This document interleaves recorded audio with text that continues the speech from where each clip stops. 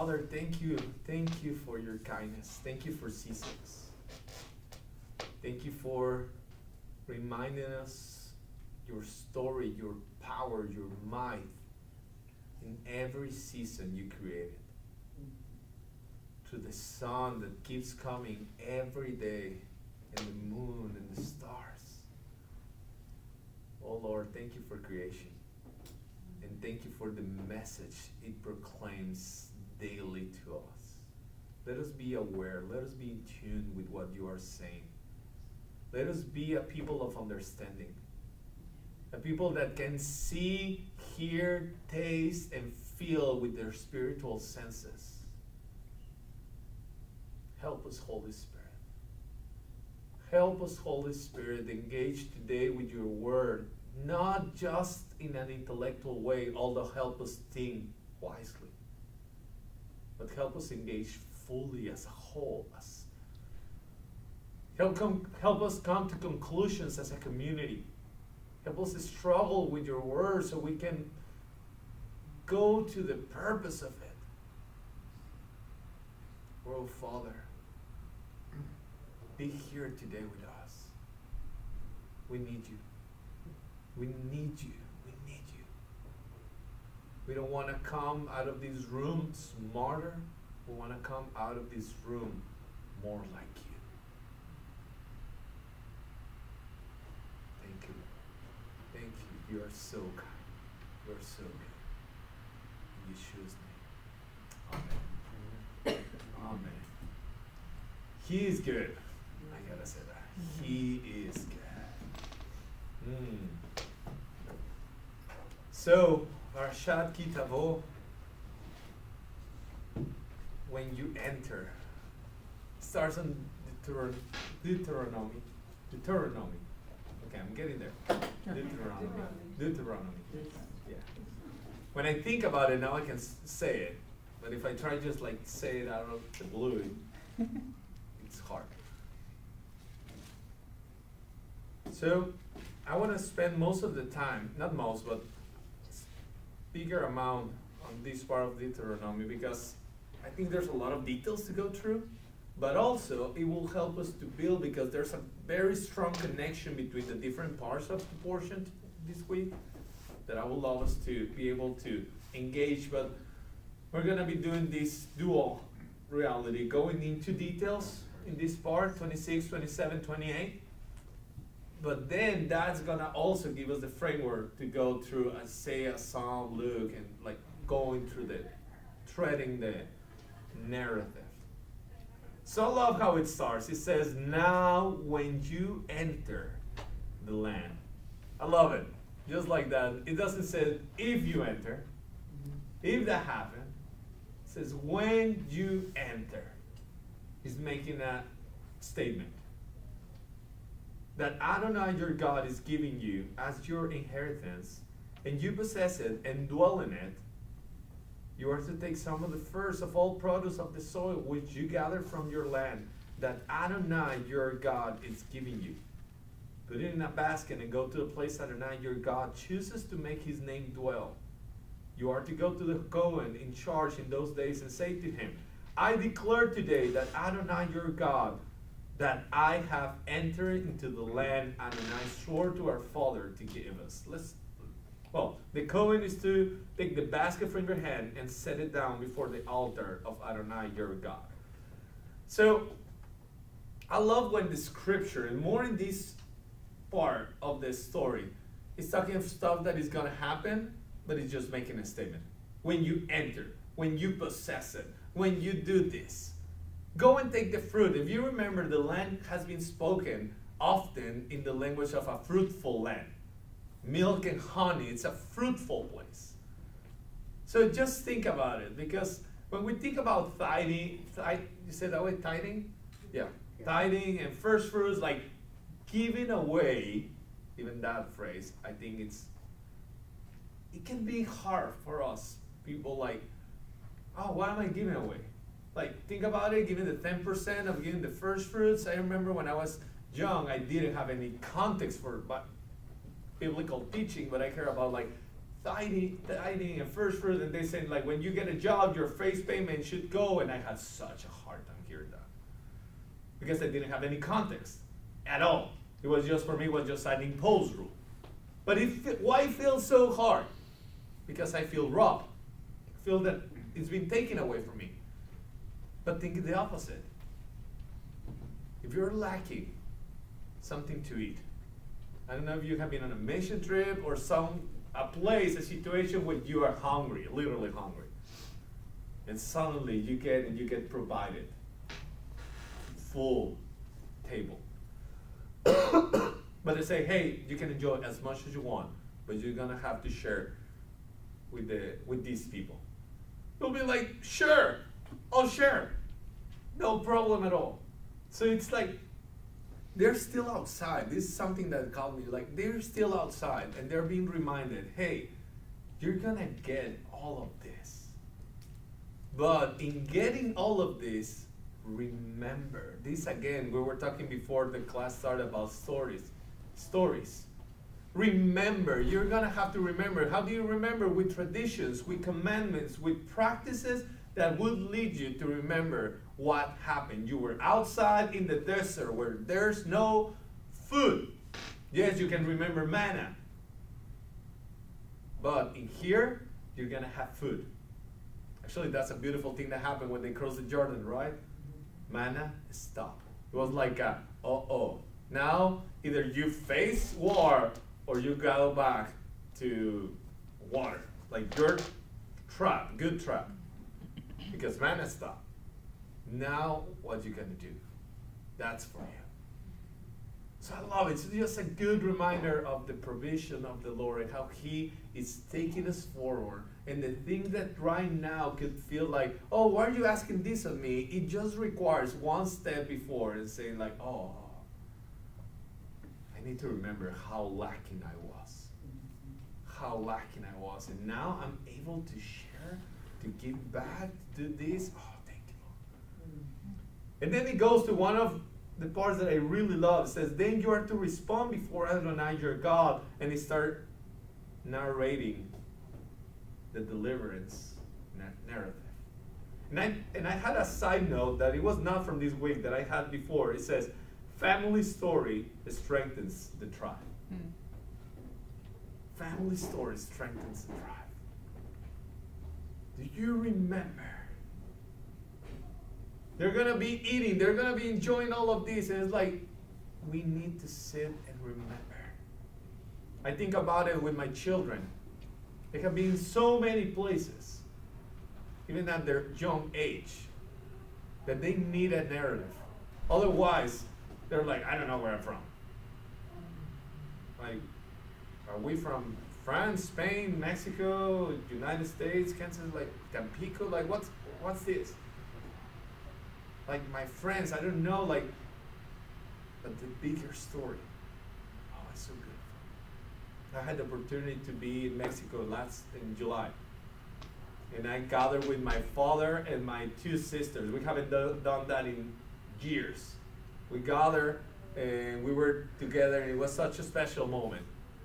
And I was sharing with them something that the Lord gave me this year. And it was this year, I'll be brief on this, but I think it's connected. At the beginning of March, April, around that spring, the Lord started guiding me in a very, very particular way to rediscover some elements of my family history. So I know that my family history is complex and it goes through several places. So my father's side is from Spain, and they had a very strong story. So to put it in a nutshell, they were expelled from Spain. They had to leave Spain on 1939, so not that long ago. And I had pieces. I knew they had to flee. They had a very sad story, but I didn't have the elements. And through some neighbors that started asking me that because they were moving back to Barcelona, this started to ignite some like curiosity again. So I started digging in the internet, and amazingly, now you can find a lot of stuff in the internet. honestly, a lot of stuff. So the first thing I found was a drawing of my grandfather that I knew existed because I've seen it before. A drawing when he was 11 years old on the internet, signed by him and everything. And I was like amazed. I was like, I've seen this picture. And then I found it on the internet. And like on the same week, I was like, why is it on the internet? Like, it got my attention, like, why is it on the internet? So I tried to find it again. It took me a while because I didn't save it the first time. But then finally find it, and start clicking one thing and the other and get to the Madrid database for the museum database. And I'm like, so I keep digging, and just to make it very short, find out that the Madrid Museum of Bellas Artes, it's a very famous museum in Madrid. It has an exhibition till this day called Kids of War, with 12 pictures hanging displayed. And one of those 12 pictures is my grandfather drawing, where he draw half of the picture, they're receiving food from a ship, and the other half is fighting, and you see blood. For an 11-year-old doing those kind of drawings, and it's over there till this day. If you go to Madrid, please take a picture and send to me. I would love to see it. But that's just like, what? And that got me to more. And then I found the original visas that they were given when they entered Mexico, with their pictures. I've never seen my great parents' faces. Wow. And I found like the data, the height, all the descriptions, and I'm getting all these details. And then I found the house where my grandfather used to live, and I'm getting all these details. And it's been amazing. I knew they had a very strong situation. They were in concentration camps before leaving. So then I found what concentration camp they were. And then I found what ship they were shipped to. And I found literally the ship, the passengers list of the ship. And found the names of my family in there. I'm sharing this because I don't know how to put it in words what it produced in me. It was mind-blowing. It's like suddenly you're getting like all these like connections and stories, and it's like in details, and oh my goodness. So again, stories, sadly, in my family, we lack stories. We used to lack stories. They were hidden because they were painful. They were hidden because they were messy. They were hidden because there was some darkness on it. There was abandonment. There was treason. There was a lot of stuff that nobody wants to speak it again. So it got stopped. And I didn't know many of the details. And this is my takeaway from the experience, and I think it gets very connected to what we're seeing today. When I came to the Lord, I knew, in a very early stage, I knew all the curses were stopped. I knew that. It was such a conviction. I knew like, neither myself nor my generations will see the damage my parents and grandparents experienced. It got stopped in Yeshua. No more divorce, no more abuse, no more this, no more death, no more like that. But during these months, these recently months, the Lord showed me something I'd never seen in 11 years. It was like, I was so happy with that. I was like, that will be good enough, right? And it's like, you got the curses stopped, but you also got disconnected from everything that gives you identity. And because it's so messy, I didn't want to go. And if you ask, when the times I dared to ask, it was so painful that nobody wanted to go. But He, the Lord, is the only one that could take me to so dark places. Not just to reconnect me with the story, but to actually let the blessings flow. So I'm right now in the midst of that process of getting blown away by how the Lord can do stuff with story. To the point that research led me to try again after 3 10 years and 3 times to get my nationality in Spain. Because my father has it, my grandparent and all that. And it's been closed for so many reasons. But just as a testimony, a new law was approved on October 22, and it only lasts 2 years. It's a window of opportunity for grandchildren to recover their nationality. And I happen to have all the original documents in my house in Kansas City. So I pulled it in, and they already received it, confirm it, and now I'm gonna be on the 28th of this month in Chicago just to present and hopefully signing nationality. So it's just like, what? What, Lord? And this again, it's been telling stories. And I was honestly, because I got the appointment this week, and I was so excited. I was talking with Ahava, which you can engage in a conversation, higher depth of conversation with her. And I was so excited. I said like, hey, I'm going to this, and now I'm gonna get my Spanish nationality. Now you're gonna have a Spanish dad. I was joking. And she turned to me and said like, you were already Spanish.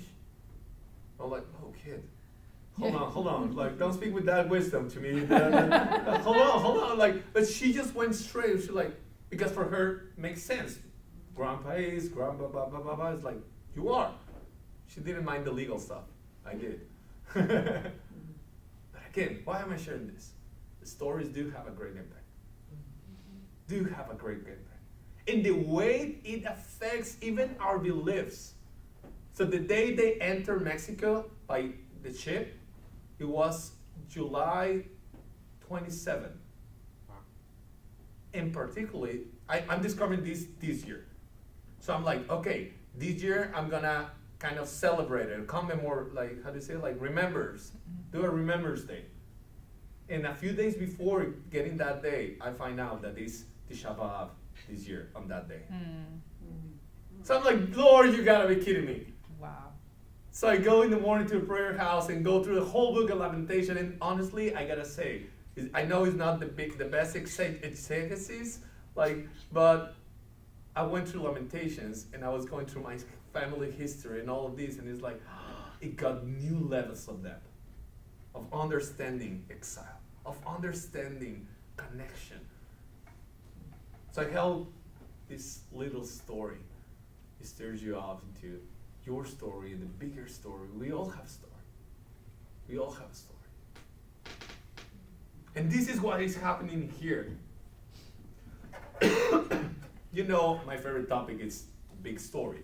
And I'm reading this book right now. Who gets to narrate the world?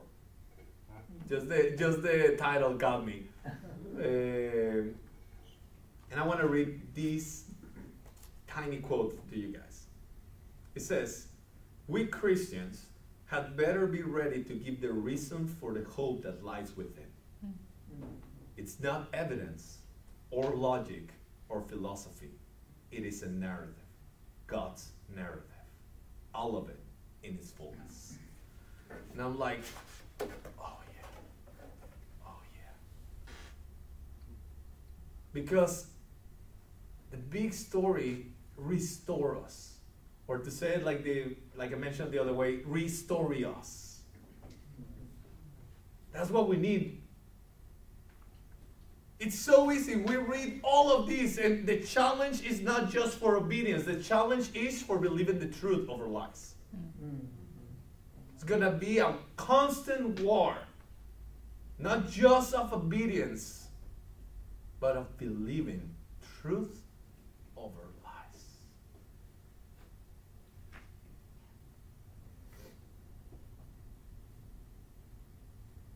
So then he goes to say, like, also when you tithe, do it. Be an example. I put a note with the tithing. It says, obedience to God that blesses the nation. It also sets an example to the nations. So by them doing that, they're going to be blessing their nation, because it says to the Levites, to the orphans, to the widows, and to the outsiders. Oh my goodness, that's such like, wow. But then at the end it says, at the end of 15, look down from your holy dwelling place from the heavens and bless your people Israel and the soil you have given us as you swore to our fathers, a land with milk and honey. Why? Why they're asking, bless your people, bless the land? Why do you think that is a correct request? Why? Genesis 12. To fulfill their calling. To be blessed, to be a blessing. To be blessed, to be a blessing. So, they're about to enter, and they're giving some instructions.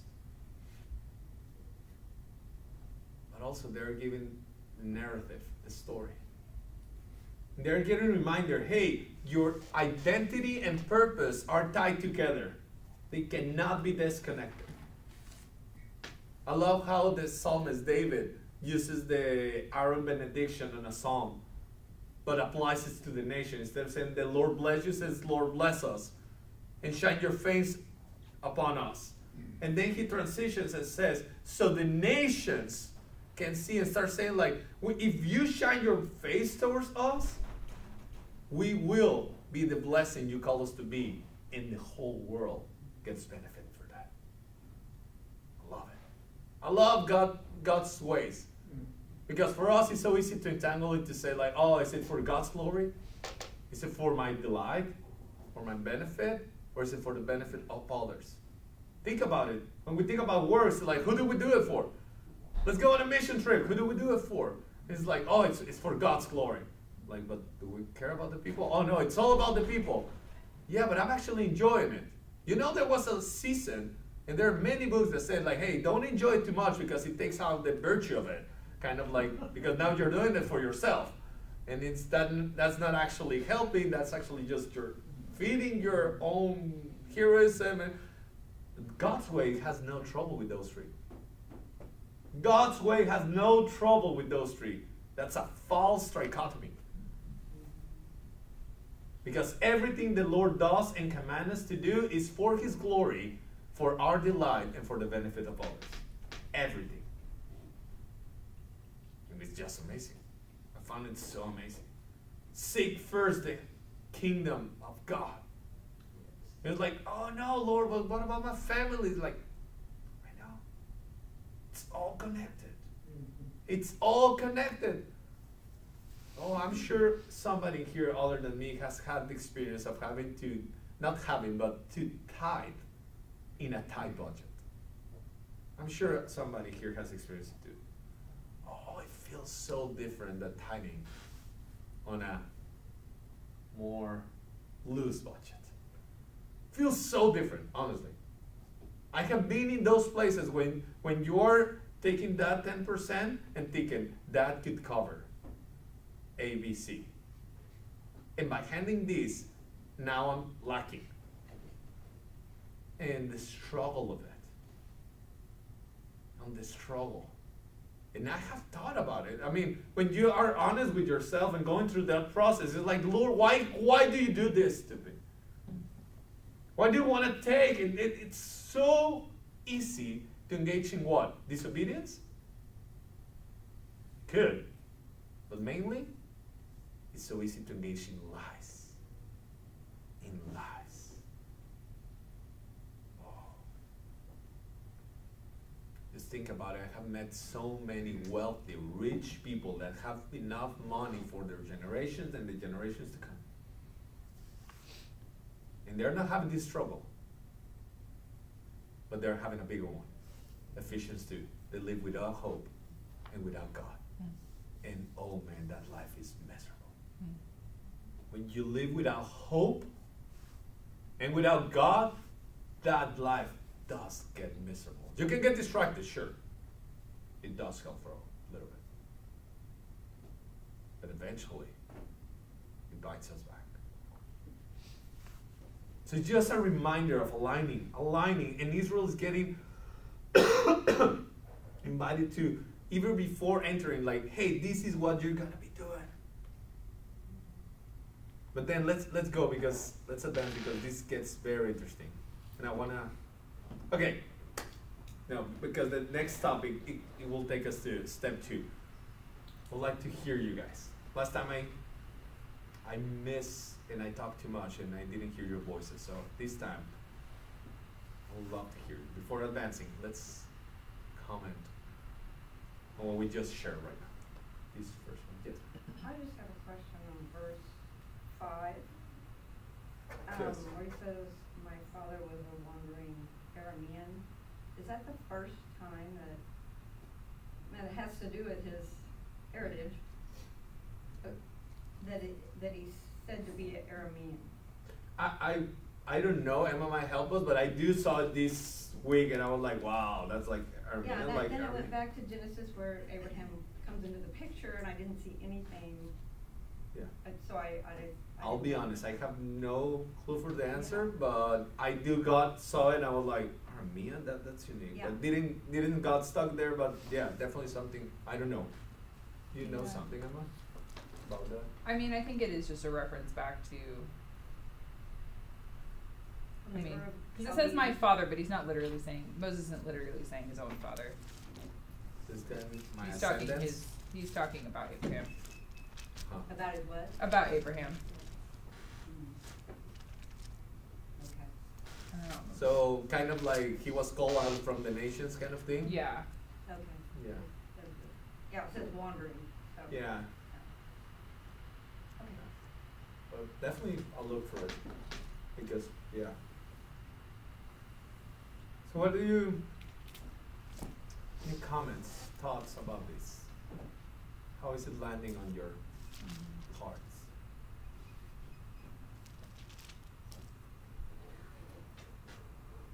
I think it's just, I really appreciate what you're saying because it's very similar to what I have been feeling about this because it feels very much, I think somebody mentioned this last week or the week before too, like it kind of feels like in this part, like as we come towards the end of Deuteronomy, that Moses is like, it's almost like a parent sending their kid off to college or something. It's like, and remember this and this and that, like getting these last few things in before you like send them out. Totally, good illustration. And it's like, but it just like feels like this reminder, like it feels like this, like they've been on this big journey and Moses is like, don't miss what's happened in light of what's coming. Right? Which is kind of the point that you're making with this story. It's like even the like what stuck out to me when in part of what stuck out to me in what you were talking about with your own story is like you knew the curses were broken, so going forward is something different. But that doesn't mean that there's not something of value in what's past, even though it's messy and hard. Yeah. And so I think there's something similar happening with Moses here. It's like when you go into the land, because they're like they've been motivated this whole time by the when I bring you into this land, when I give you your inheritance, when you go into this land of milk and honey, when all these good things happen. Oof. But it's like, but you have to remember. Oh yeah. You have to remember. I mean, then even in last week's portion, a lot of the instruction about different things, and part of it even has like, you can't treat the outsider among you because you were an outsider. Oh, yeah. In Egypt. And so, and even how they treat slaves and, like all these servants and all these different things of just like, you have to take where you've come from and it has to inform how you live. Oh yeah. And so I really like that. And that's very much the sense I get from this. It's like when you go in, even just like the initial instruction of like, and when you go in, you bring the first fruits. And in this case, the first of the first fruits are not even what they've cultivated. It's what's already there. It's what God has provided. Yeah. In some sense, through the hand of their enemy, right? It's like their enemies, these nations that they're going to have to go and fight, actually have provided for them in this land because they're gonna eat the produce. Yeah. But they bring it before the Lord first. Yes. So it's just it's this really interesting. I think it's this bringing together the like. Looking toward where you're going, but letting where you've come from inform how you do that. And I think it's really good. And I think Moses, like the wisdom of Moses to try to impart that to the people is really beautiful. And as I'm hearing you, I'm thinking like this is even like a cautious, because you can grow prideful, thinking you are the generation entering, and not those guys. Mm-hmm. It will be easy. Like in a family story, it will be easy to say, oh, well, in my generation, we didn't have divorce. In my generation, we didn't have abuse. In my generation, we didn't have like, hey, sure, true fact. But also, there are blessings. There's honor. Mm-hmm. There's like, what can you learn? We were just talking before the class about this. One thing that struck me, and it's in my head every time I think about the Exodus, is that when these people enter the Promised Land, they had everything except for one thing. Everything they needed except for one thing. They didn't have grandparents, which usually are the storytellers. In 2 chapters, you have a verse that says, and they forgot about their God and what they have done. Yeah. Of course, because you're just like, go forward, forward, forward, war, war, war, and you don't have like the debrief and the hearing of the elders saying like, oh, I remember, I don't know if this happened the same here in the States, but in Mexico, we even make jokes like, oh, did your parents also tell you the story when they have to choose between buying a piece of bread or taking the bus? And you have like all the stories, and it's like, those stories actually ground you. Mm-hmm. Like a lot. Like a lot. What they went through. The hardships. How they built that. How they had to decide. How. He's just taking me to the 10 Commandments. Honor your father and your mother. And then he gives a promise to your life. So future. Honor those behind you so you can have a better future. And this is so tied into this. You're heading into a new reality, a new season. Oh, but you gotta honor. I'm even thinking of Dan Juster words last Restore when he was talking about who are we as Tikkun, and he made this compound words description. And one is, it was restoration dash revival. And the fact that they were connected, I've been talking about this a lot. Good. Several people. Because yeah, we all want revival. We all want blessings. We all want life. We all want life. But you need restoration. You need honor. You need to be able to restore the blessings and reconnect to the bigger narrative. Oh, it's hard? Yeah, there's pain in there. I was trying to think Solomon saying like, hey Dad, can you tell me our story, family story again? Just try to explain that one. Like, oh sure, there was one day that I was very stubborn and I did very bad. Just like think about that. Yeah, of course there's bad things. But again, this is not just a story, and I think that's a beauty. That's a gift. To remember, this is not our story, but God's story that we're getting invited to. So, I want to talk to you guys because I think I'm going to learn a lot with you guys about this next part. 27. It talks about when you enter, you're going to build something. And I found this building amazing. It says, number 2, now on the day when you cross over the Jordan to the land that Adonai your God is giving you, you are to set up large stones for yourself and coat them with plaster. Then you are to write on them all the words of this Torah when you cross over, so that you may enter the land that Adonai your God is giving you, a land of flowing with milk and honey, just as Adonai, the God of your fathers, promised you. Now, when you cross over the Jordan, you are to set up these stones about which I am commanding you today on Mount Ebal, and coat them with plaster. There also will build an altar to Adonai your God, an altar of stones. You are not to use an iron tool on them. You are to build an altar of Adonai your God of whole stones, and you are to offer up burnt offerings on it to Adonai your God.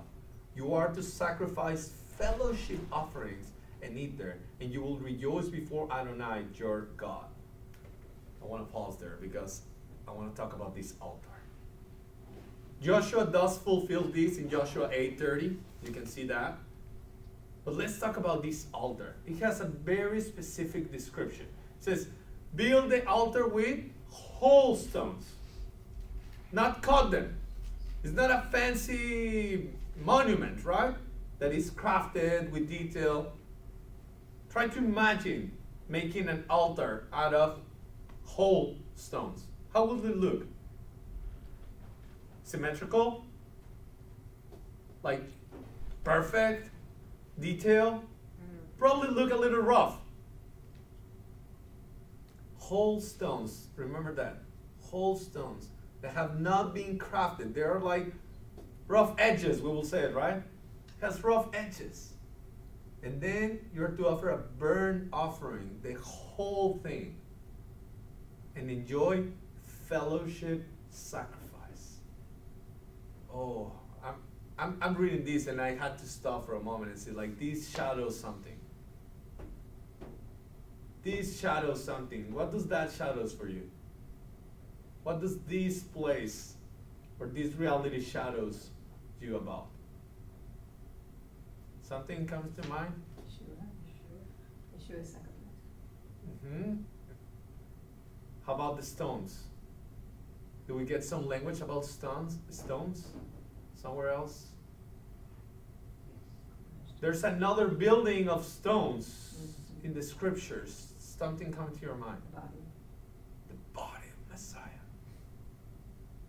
Living stones being conformed together, building a temple. I'm reading this and it's amazing. I'm like, this is foreshadowing our reality. Ecclesia, the Kehillah, the body of Messiah, made up with rough rocks. Some are rougher than others, right? That's just reality. Some are bigger, some are smaller, but they all contribute to the altar, where we have a full offering being done there. Pleasing aroma to the Lord. But then the third element, the fellowship offering. I'm thinking Hebrews. I'm thinking all these verses that like, give yourself as a living sacrifice. And usually sacrifice language gets polluted, thinking that sacrifice used to be only for sins purposes. But no, that's just one. There's the sin offering. But there were offerings, and in the Psalm you hear a lot of this one in particular, the fellowship. Oh, I love the fellowship offering. Like, hey, I brought this kind of like modern language. It will be like, I brought halal and wine. Can we enjoy it tonight? It's like, I'm bringing this for fellowship. Just because I want to enjoy you. I want to be with you. They brought it to the face. I'm seeing this altar being made, and I'm just thinking, oh Lord, you're amazing. You are amazing. And I'm going to make the first connection here with another part of the portion. We'll get back to this. But we got Psalm 27 this week, right? And one of the most remembered verses of the chapter is verse 4, right? One thing I have desire. Oh, it's beautiful. The morning Kansas City, we got IHOP to remind us, right? One thing I have desire, and that I will seek. And what was that thing? What was that one thing? To live in His presence. To be in His presence. I'm thinking David, the king, with so many work to do, military work, and too many things happening, and he's busy looking at the tabernacle and saying, oh, I wish I was there. I wish I could just hand it off this for a moment and just go into His presence. And I personally hear that, and I'm like, wow, Lord, I want to work like that. I want to live like that. Be thinking all day of your presence. But this week, as I was meditating on this, I got reminded of another truth. We admire David because he's like, oh, I long to be at your presence. And where is His presence? In the tabernacle. So when we get to heaven, I can imagine talking to David and say like, hey, David, how did it feel?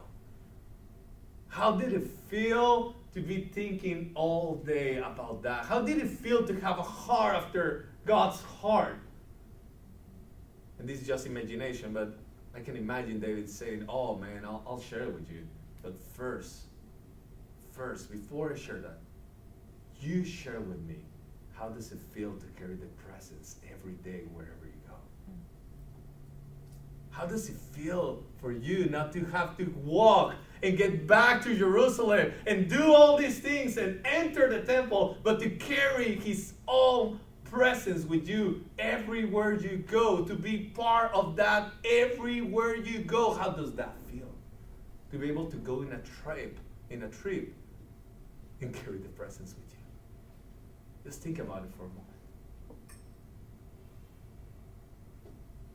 Oh. It's so easy to think, I wish I could live in another season. I wish I could be part of that time. I wish I could live when Yeshua walked the earth. But Hebrews says they all saw it but did not taste it. But we all have it here.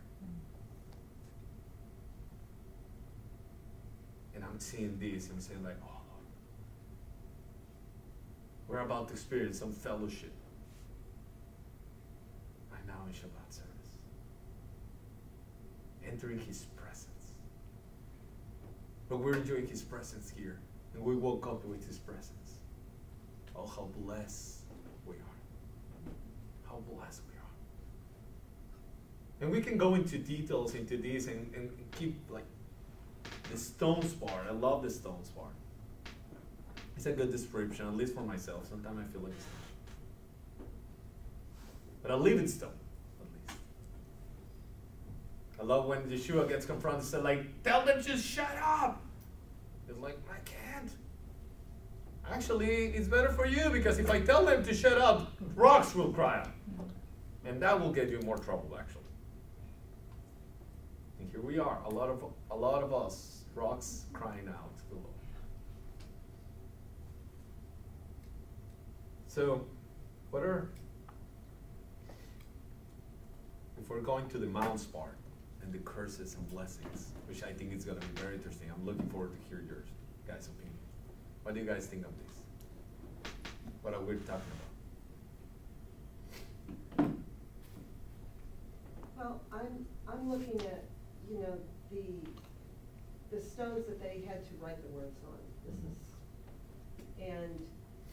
It's like, yeah, you're doing the Torah, but I mean, it's the laws is what he's asking to put on there. The establishment of setting them up on the mountain of the curses, not the mountain of the blessing. They have to set those up as a reminder on that mountain, the consequence mountain. And so I find it's not like the same way they proclaim blessing and curses, they didn't separate out the Torah. It's all put as a reminder on the curse mountain. So I find that really interesting. And also the fact that they're told to make sure that when they write on these stones, the words of this Torah are written very clearly. And it's like, not just so you can see them really well, it's like so you understand this. And so there's a really deep understanding that I think they're wanting to get them in. That's why they even, when we get into this where they all have to agree and say in unity, they need to fully understand, and Moses wants to make sure they fully understand what this is that we're doing right now. And it's not just some kind of side ritual. You have to fully understand the gravity of what's going on right now. And so I think that's where this comes in on, this is always heavy. I mean, I remember telling Tom one time, reading through the curses, it was painful. It was like painful to read through that. And when we would get to that portion every year, I was like, can I just read the blessings and skip over this because it's painful? And longer, right? Yeah. But the gravity of the whole thing, you have to understand. We've just walked through the giving of the tithes, showing your gratitude. Now let's look at what this involves that I've done here. So this part is so intense but so important to be closing this all out with. Oh, yeah. Oh, yeah. Yes, sir. Well, I listened to Lori now, and first of all, they had the Ten Commandments. So all the curses and the blessing in the event of this story is concluded in the Ten Commandments anyway. And beside, I know the area there. It's talking about a few hundred feet squares between the two mountains that divide the 6 tribes here and 6 tribes there. And logistically, you don't have room for more than 500 people. Where would you put 3 million people there? I haven't been there, so I don't know. So what's your question or your comment? The question is that we have to investigate things there that could be unspiritual. If people invent things, you know, I have to see. It's not physical evidence that I need, but I need to see spiritual, how it concludes with the logistics in the situation there. Okay. Trying to get you. So what you're saying is, What I'm saying is Uh-huh. that why is it necessary that they have the Ten Commandments, and 40 years later, 3 million people have to vow, if you do that, you'll be cursed. If you don't do that, you'll be blessed. Or if you don't do this, you'll be blessed. And if you do this, you'll be cursed. So this is. Uh-huh. So I mean, sure answer is because God pleased and God desired that way. But why is it that way? Why is it that like a dual part instead of like the Abrahamic, like it's unilateral? Why is it he's saying, if you do this, then I'll do this? And we can go to chapter 4, and it says very clear. It said like, O Israel, listen to the statutes and ordinances that I'm teaching to you, so that you may live and go and possess the land. So we got to remember the narrative. They're being given a land. It said like the way you're gonna take it and keep it is by obeying and living this way. This is how you're gonna keep it. Take it and keep it, both things. Usually that's obedience takes you there. And they all through whole story, they're being called, are you agreeing? Like a marriage, I do. Why do we say I do if we love each other? Oh, because we're making a strong statement. And nowadays we don't have curses, but before marriages do have like, if this happened, if you do this, we'll divorce this, and that was written too. Right now we take that off and just assume it. But they're being called and say like, this is your part. And I always say like, oh, that sounds a lot of pressure. It's gonna crush anyone who's given that. But yeah, but we gotta remember in the same chapter, Deuteronomy 4, it says on verse 26, same chapter, where he's telling thee, you gotta do this in order to make it. It says on 26, I call heaven and earth to witness against you today, that you will certainly be carried off quickly from the land you're crossing to the Jordan to possess. It's like, what? They haven't even entered, and he's already saying, you're gonna fail.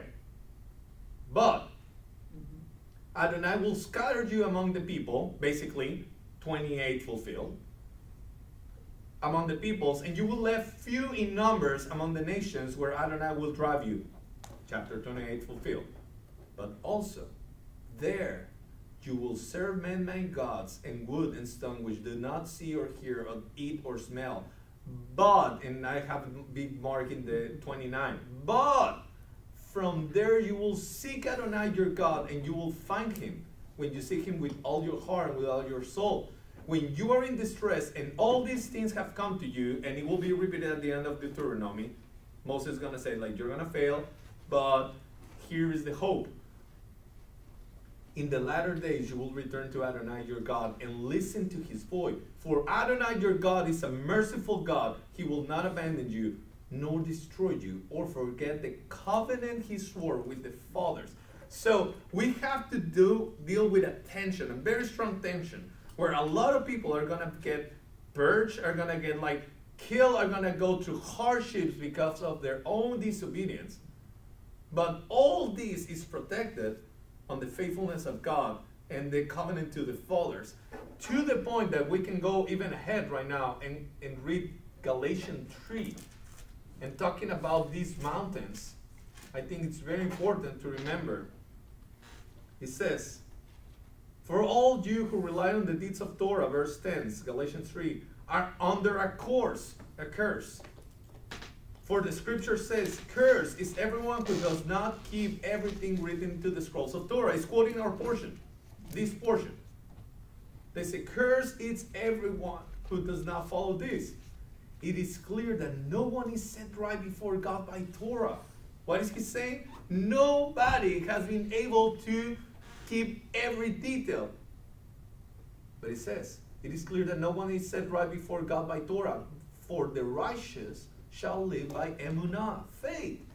However, Torah is not based on trust and faithfulness. On the contrary, the one who does these things shall live by them.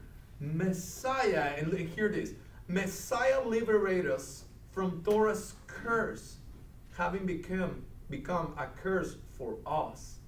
Curse is everyone who hangs on a tree, in order that through Messiah Yeshua, the blessing of Abraham may come to the Gentiles, so we might receive the promise of the Ruach to trusting faith. So basically, through Messiah, he took on that mountain of the curses. Like, very similar, but obviously this is bigger and more beautiful and eternal. But like in my story I was mentioning, I knew the curses were stopped. But until this year, the blessings were stopped too.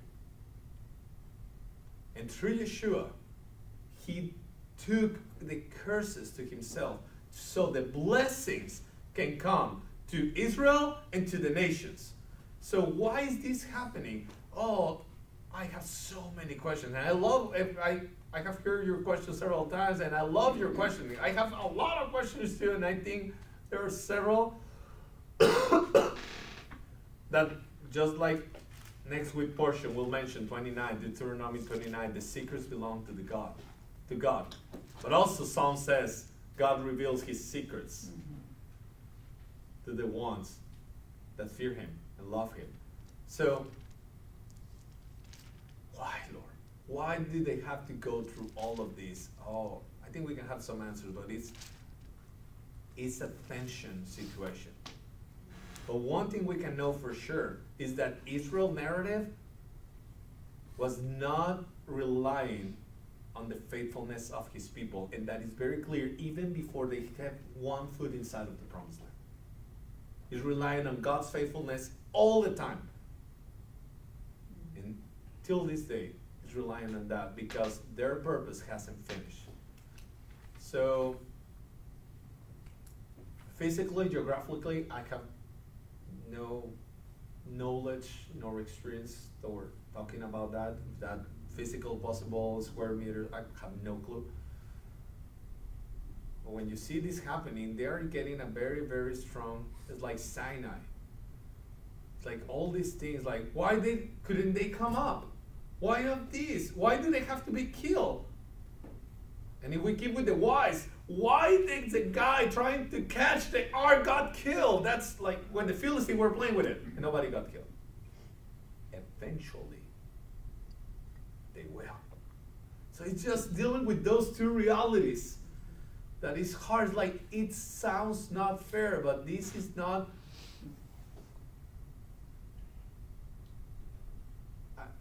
This is not an act what God is doing. Bibbidi bobbidi boo, kill. It's going through a long process and a painful, and the one that experienced the fullness of the pain is God. So when we think about these painful things, we actually cannot engage in the fullness of pain, not even in our own sin. You can feel the consequences when sin hits other or sin hits you. Oh, it's painful. I can feel it as a dad when I sin against my daughters and I see how I'm able to crush them. The little ones that I love the most, and I'm still able to do that, it's crushing. I'm sure some of you have felt this. It's like devastating inside. But I understand I cannot go to the fullness of even that pain. But God can. And He's enduring it. Because at the end, and that's why I love the New Jerusalem, one of the descriptions He gave is gonna clear every tear. And it's gonna make sense. And He's gonna have a very good explanation. And a very good narrative. And it's gonna have a lot of possibilities. And I love how our geography explanations and the floating explanations and all of these, but at the end, we're gonna be so grateful, enjoying fellowship with Him. We're gonna be so grateful, seeing like, oh my goodness, this is good. So, yeah. So, kind of on a practical way that I look at this, a little bit with what Steve mentioned was, when we have Abraham encountering God, and then each one of his generations had to connect with that same relationship.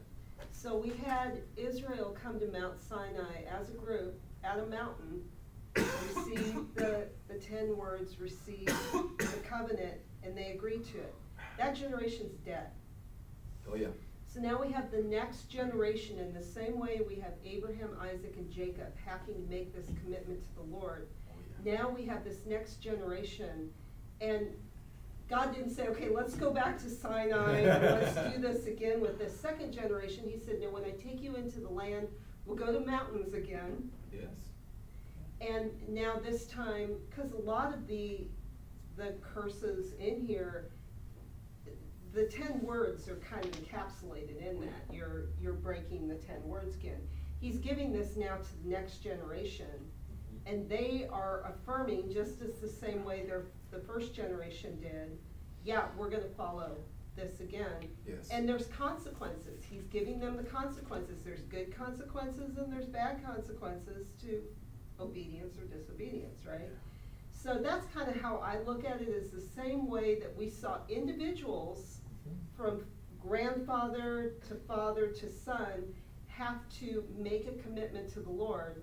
Yes. Now we've got, as a nation, family going from the fathers making the commitment, now the kids are making a commitment, and it's supposed to continue to pass on. Each generation has to accept and make a commitment Oh, yeah. to this covenant that He's made with them, Yes. and choose, because there's a lot of this choose these days in the scripture.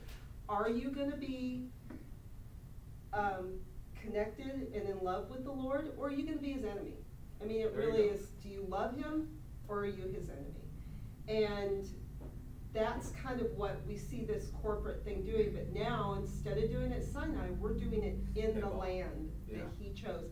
And He always wants to do it where He chooses to do it. His encounters with people throughout, it's always fascinating where the Lord chooses Oh, yeah. to do that encounter, Yes. to Yes. make those decisions of whether I'm going to follow Him or not. Yes. And I love how from the beginning to the end we get this choose life. Mm-hmm. Know that. Basically, we can summarize the whole book to be choose life. Yeah. Choose life. And the Joshua famous narrative, when he gets confronted and draw lines, or Moses draw lines, say like, choose. Mm-hmm. Choose. Basically, what he's saying is what you just said, like choose what side you are. Are you for God or against God? Because as for me and my house, we will serve the Lord. Choose. And Isaiah, the part that because we're about to finish, I just want to make this last point. So Isaiah 60, I'm not going to go through verses, but Isaiah 60, 61, and 62. 63, oh my goodness, they're talking about the hope that Israel still is going to take his place. I'm going to summarize it to that. We can go to a lot more details into these chapters, but basically, it's reminding us that the hope that Israel will take fullness in his place is still available. Basically, it's saying this narrative is still valid. Would you hold to it? But then I want to make the connection with the New Testament part that we got. Oh, John 15. And that's how we're going to end. He goes to say, I am the true vine, and my Father is the gardener. Every branch in me does not bear fruit, he takes away, and every branch that bears fruit, he trims so that it may bear more fruit. You are already clean because of the word I have spoken to you. Abide in me, and I will abide in you. The branch cannot itself produce fruit unless it abides on the vine. Likewise, you cannot produce fruit unless you abide in me. This is connecting to obedience, Sinai, but it's also connecting us all the way to Eden. Be fruitful. See, you want to respond to the creation mandate and to the blessing, Israel? Abide in me. That's how it works. Emunah, faith, abide in me and produce. Choose life. I have the noting here. Choose life. But then, I love this part. I am the vine, you are the branches. The one who abides in me and I in him bears much fruit. For apart from me, you can do nothing. If anyone does not abide in me, he is thrown away like a branch and is dried up. Such branches are picked up and thrown into the fire and burned. If you abide in me and my words, we can be meditating on his words, abide in you. So here it is. We're abiding in Yeshua. And through the Holy Spirit, we're abiding in his words. Then what he says next?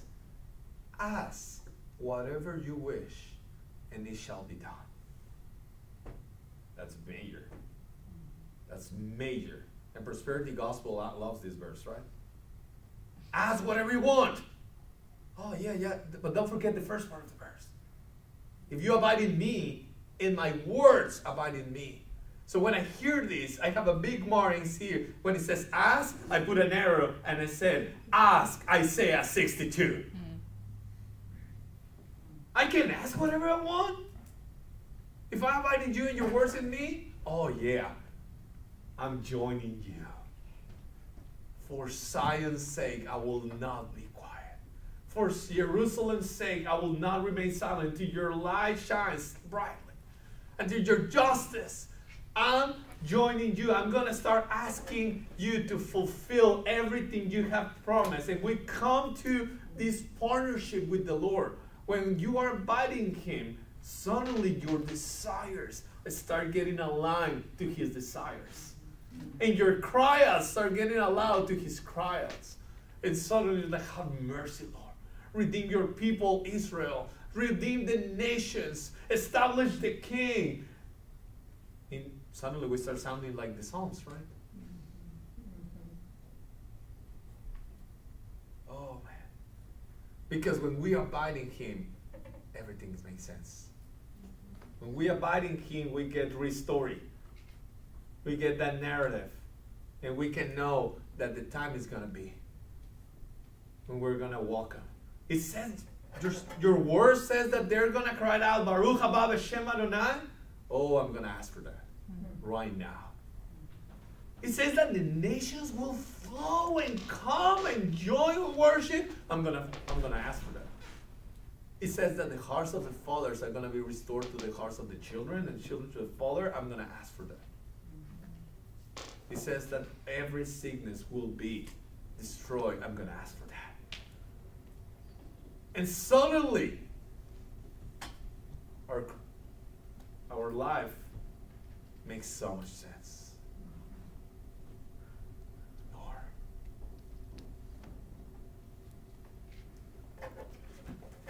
I just can think, if I want to close with something, I'm thinking like, ask anything. Suddenly the words of our Father that is in heaven. Hallowed be your name. Your kingdom come, your will be done on earth as it is on heaven. And we can keep going. But Lord, we ask you, your kingdom come, your will be done. Your kingdom come, your will be done. Remind us the story. Remind us the part we have in that story. Thank you for making us part of it. We're grateful. And we want to enjoy fully the fellowship with you and with your family. As we transition to the service, Lord, prepare our hearts. Prepare our hearts to engage fully, knowing that there's no barrier because you took it all on you. So there's nothing hindering us.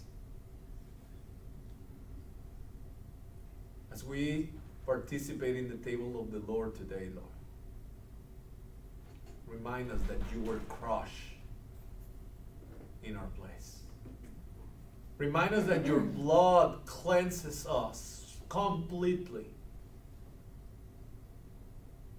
And out of that place of cleansing, and out of that place of purity, of holiness, we wanna hold fast to you, Lord. We wanna hold fast to you. Because that's the place we wanna be.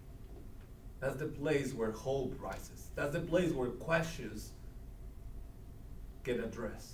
That's the place where doubts get addressed. That's the place where fears are dismantled, where lies are exposed. That's the place where freedom lies. We want to be with you, Lord. In Yeshua's name.